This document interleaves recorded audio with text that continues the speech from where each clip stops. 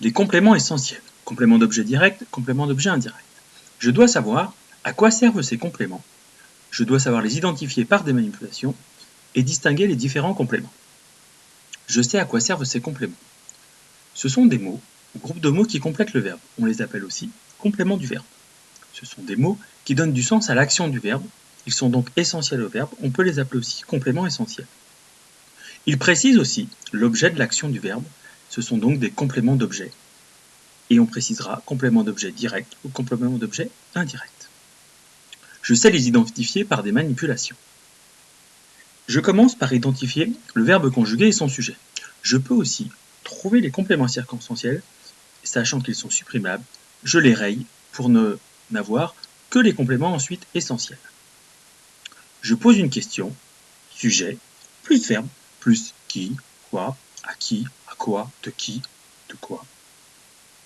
Exemple. Il écrit une belle lettre à sa sœur depuis une heure. Le verbe est écrit, le sujet est il, le complément circonstanciel depuis une heure, je le raye. Je pose une question. Il écrit quoi? Une belle lettre. Une belle lettre est donc un complément essentiel. Il écrit à qui? À sa sœur. À sa sœur est donc aussi un complément essentiel. Je continue en vérifiant qu'ils ne sont pas déplaçables. Et pour cela, je les mets de l'autre côté du verbe. Transformons à sa sœur, une belle lettre, il écrit. Cette phrase n'a aucun sens. Elle n'est pas grammaticalement correcte. On parlera de langage Yoda. Ça ne fonctionne pas. Ils sont donc pas déplaçables. Je dois pouvoir les pronominaliser. Il écrit une belle lettre à sa sœur, je vais pronominaliser une belle lettre. Il en écrit une à sa sœur.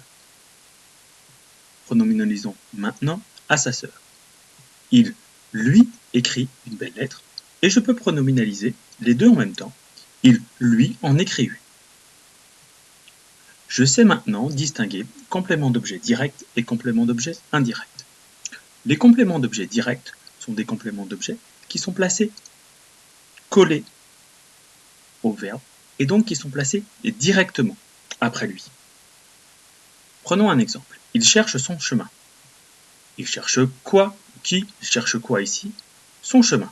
C'est donc un complément d'objet.